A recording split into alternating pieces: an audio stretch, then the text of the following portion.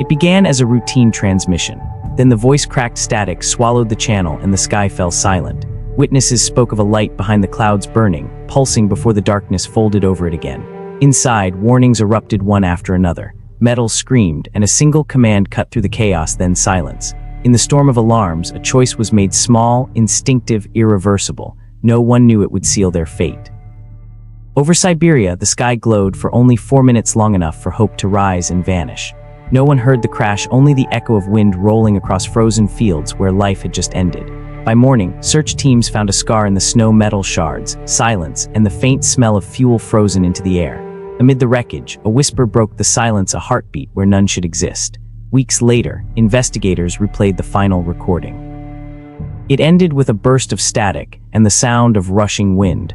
What truly happened in those missing minutes? This is the story the black box could barely tell.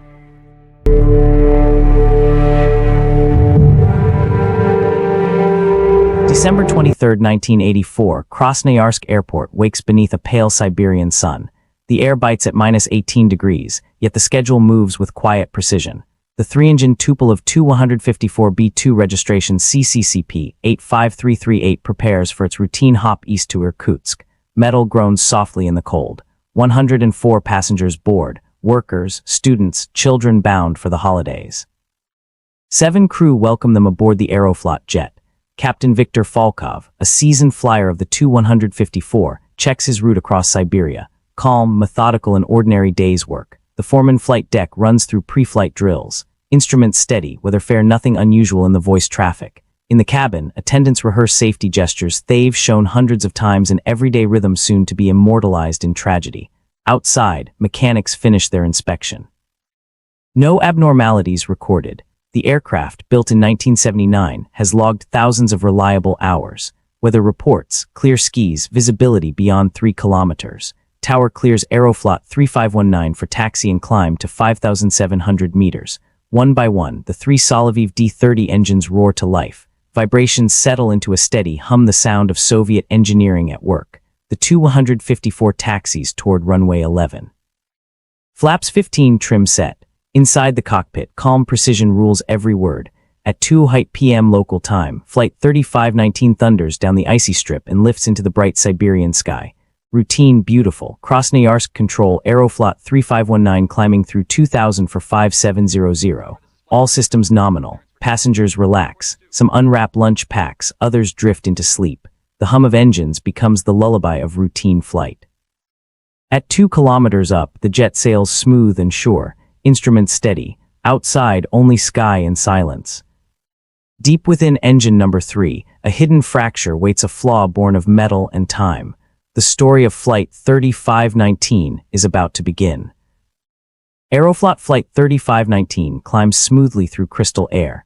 Below, Krasnoyarsk fades beneath a blanket of white, another flawless Soviet afternoon in flight. First Officer Yuri Belavin contacts control, passing 2,000 meters, continuing climb to 5700. The tower responds, calm and precise. Flight engineer Andrei Rusnitsky scans the D-30 engine readings, oil pressure steady, turbine speeds within limits. Nothing unusual, not yet. Inside the cabin, warmth and chatter fill the air. Steam rises from teacups, laughter drifts, the calm rhythm of Soviet domestic travel. A faint tremor brushes the controls, barely noticeable, a shiver that disappears as quickly as it came. Falkov and his crew exchange brief glances. The captain calls for a cross-check. Pressures and speeds normal. Belavin confirms all green. The brief tension dissolves into silence. Navigator Gennady Ozrov marks their position over the Yenisei River, en route to Irkutsk. 90 minutes of flight remain. The Tu-154 holds a perfect climb profile, every parameter smooth, every sound familiar. The routine feels unbreakable. Aeroflot 3519, report passing 3,000. Static cracks the line, brief interference, gone before anyone thinks twice. The cabin falls into stillness. Only the low hum of engines remains, steady and hypnotic, masking a danger no one can yet hear. Inside engine number 3, pressures rise with each second of climb. Deep within its core, a flaw forged years earlier begins to wake. For a heartbeat, a light blinks on the engineer's console, then silence. False contact, he mutters, unaware of what it truly meant. Rusnitsky writes a small correction. Turbine inlet temperature 2 degrees higher than expected. He circles it, then moves on. Engine steady, Falkov says evenly. His voice carries the confidence of thousands of hours in Soviet skis, certain, unshaken. Within the spinning heart of engine number 3, steel strains against itself. The fracture widens, invisible, unstoppable, and the clock begins to count down. The Tupolev Tu-154B-2 climbs steadily through clear Siberian skis. Inside, the crew monitors their instruments, calm, efficient, and unaware of what waits ahead. Flight engineer Rusnitsky notes a faint flicker on the number 3 engine gauge, a momentary tremor that seems too small to mean anything. The captain asks for a systems check. All readings remain within limits. The crew agrees it's likely turbulence or minor vibration. In the cabin, a few passengers sense a subtle shudder beneath their seats. The attendants reassure them just a normal climb. But deep inside engine number 3, a hidden flaw grows, a microscopic crack expanding under immense pressure. Moments later, the engineer notes a slow rise in temperature. He circles the number, still within limits, but it shouldn't be climbing. A deep metallic thud ripples through the aircraft. The crew exchange glances. It feels like distant thunder. Without warning, engine number 3 explodes. Shrapnel tears through the nacelle, scattering burning fragments across the wing. The cockpit fills with alarms. The engineer pulls the fire handle, isolating fuel lines. The captain calls for emergency shutdown. In the heat of chaos, the engineer mistakenly shuts down engine number 2 instead of number 3, leaving the aircraft with one working engine. Flames spread along the pylon and rear fuselage, feeding on leaking fuel. The extinguishing bottles fail to stop the fire. The electrical systems begin to fail. Voltage drops, panels flicker, and the Tupolev starts losing hydraulic pressure. The crew initiates an emergency turn back to Krasnoyarsk. The controls grow heavy. Hydraulics are fading fast. In the cabin, smoke seeps in. Oxygen masks deploy. Panic spreads as the right side of the aircraft glows orange with flame. The captain declares an emergency. Engine fire, returning to base. The ground acknowledges fire. Crews scramble into action. From the ground, witnesses see a dark trail cutting through the cold air, a jet limping home, burning thousands of feet above. The instruments die one by one. With no power, even the hydraulic systems are nearly gone. The Tu-154 is barely controllable. With 2 engines lost and 1 left running, the aircraft struggles to maintain altitude, its fate hanging by a single turbine. The fire spreads beyond control, reaching the tail and auxiliary power unit. The metal structure begins to weaken under heat.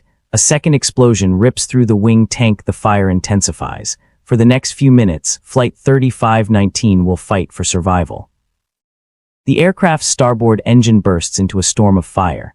In seconds, the clear Siberian sky turns into a mirror of chaos as the crew struggles to contain an inferno ignited miles above the frozen ground. The first suppression system activates. Flames dim for a heartbeat, then surge back, stronger and hotter, spreading beneath the wing like a living blaze refusing defeat. Heat devours cables and metal alike. Electrical currents arc wildly, slicing power to crucial instruments. Control surfaces stiffen as the airplane begins to fight its pilots. The burning jet arcs back toward its origin. Inside, precision meets panic. Every degree of movement feels heavier as damaged hydraulics resist command. Smoke begins to invade the cabin, seeping from floor vents and panels. The air turns metallic, the light tinted orange from the fire outside. Radio signals fade into static. The aircraft is now nearly alone, its distress call scattered by distance and interference, unheard through the vast winter atmosphere. Fuel begins feeding its own destruction. What once powered flight now sustains the blaze, pushing temperatures beyond anything the structure was built to endure. Inside the cockpit, control forces multiply. Every movement demands strength and precision. The jet resists correction, a wounded machine refusing obedience. In the cabin, silence grows heavier than screams. Reflections of the external blaze dance over faces as reality sinks into a dreadful stillness. One by one, vital systems surrender. Lights die, dials freeze, and the aircraft slips deeper into mechanical blackout while fire consumes its heart. With only fragments of control, the crew attempts to guide the crippled jet toward the ground. Beneath them, the frozen city waits, unaware of what approaches. Darkness envelops the flight deck. Instruments flicker like dying embers, and the crew can no longer see the full picture of their aircraft's condition.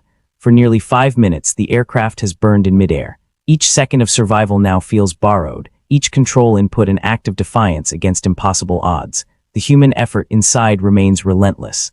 Amid failing systems and unbearable heat, discipline and training hold the line between order and collapse. The fire now stretches along the fuselage as the Tupolev begins its final descent. In the distance lies the runway Hope fading behind walls of smoke and flame. Moments before touchdown, control vanishes. The right wing dips sharply and the aircraft begins a fatal roll toward the frozen ground. The first contact shatters the silence. The right wing cuts into the snow, followed instantly by the fuselage impacting with devastating force. A fireball engulfs the wreckage, lighting the frozen fields for miles. For a few seconds, night turns to day, then darkness returns. Then comes silence. Flames flicker weakly against falling snow, and twisted metal steams in the cold air. The night grows still once more. Emergency teams reach the scene. Their lights sweep across the wreckage as they search desperately for signs of life in the freezing dark. Morning light uncovers the scale of devastation. The jet lies in pieces across hundreds of meters, silent testimony to the night's tragedy. Teams move methodically across the field. Every discovery, each object, each name is recorded with quiet respect. From the ashes, investigators recover the flight recorders, two small devices that now hold the final story of Flight 3519. Authorities secure the area, marking each sector for investigation. The site becomes both evidence and memorial ground. Across the country, news spreads quickly. Families gather by televisions and phones, waiting for any word that never seems to come. Experts begin documenting every fragment, preparing to trace the cause hidden within the shattered metal. By dawn, the numbers become clear: 111 people on board, only one survivor among the ruins of Flight 3519. Sunlight glints over what remains. The fire is gone, but the ground still holds the memory of every second that led here. The echoes of the crash fade into silence, leaving only questions. In the cold daylight that follows, the search for answers begins. The morning after the crash reveals a silent field of wreckage near Krasnoyarsk. Charred fragments rest half-buried in snow as smoke drifts upward into the frozen dawn. Rescue teams arrive before sunrise, dividing the crash site into sectors. Each step across the snow uncovers new fragments of the destroyed Tu-154. Temperatures fall below -30 degrees Celsius. Engines run continuously to prevent freezing as crews battle time and cold to locate survivors. Amid twisted metal and silence, one faint voice is heard. A young passenger is found alive, severely injured but breathing, the only survivor of Flight 3519. The survivor is rushed to a waiting helicopter. Wrapped in thermal blankets, he is flown toward Krasnoyarsk Hospital as rescue work continues below. Through the day, each fragment is logged and photographed. Personal belongings and flight equipment are gathered for forensic review and identification. In cities across Siberia, messages begin to reach families. Officials read lists of names over telephones and telegram lines heavy with grief. State media confirms the accident that evening. Headlines speak of mechanical failure and heroic rescue efforts. Official details remain limited. As daylight fades, the field grows quiet again. Only faint smoke and tracks in the snow mark where Flight 3519 fell from the sky. With recovery complete, the recorders and key components are sealed for transport. The search for answers is about to begin. The wreckage of Flight 3519 arrives at the Central Aeronautical Research Institute, where investigators will decode metal, data, and tragedy itself. Technicians extract the final seconds, the voices, pressures, and vibrations that tell what words cannot. How the disaster unfolded in real time. The turbine fragment, once spinning at 10,000 revolutions a minute, becomes the silent witness, its fracture lines recording the moment of failure. They find it a microscopic crack born during manufacturing, invisible to inspection, waiting 9 years to tear the engine apart in midair. The team rebuilds the sequence, a rupture in the low-pressure compressor, metal fragments slicing through hydraulic lines, igniting the fire that sealed the aircraft's fate. In chaos, the flight engineer shuts down the wrong engine, a critical error born of symmetry, stress, and seconds slipping away. The fire grows unchecked, racing through ducts and cables, stripping the crew of power, control, and finally hope. From the first metallic snap to ground impact, 4 minutes and 30 seconds. Every second now mapped, measured, and immortalized in data. The Soviet Commission finalizes its findings. A flaw in metal, a cascade of fire, and the loss of 70 souls recorded in precise, bureaucratic language. The file is closed, but the echoes of Flight 3519 remain, guiding future engineers to prevent what one crack in steel once unleashed. In the months after the crash, new inspection rules emerge. Ultrasonic testing becomes mandatory for turbine disks, one quiet step toward a safer sky.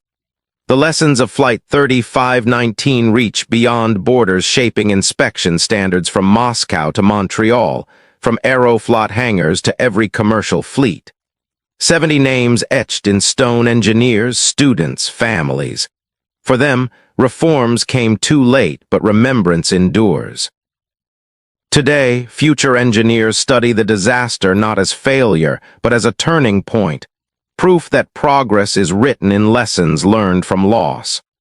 From fragments of steel to reforms that shaped aviation safety, Flight 3519's legacy lives, not in tragedy, but in every safe landing since.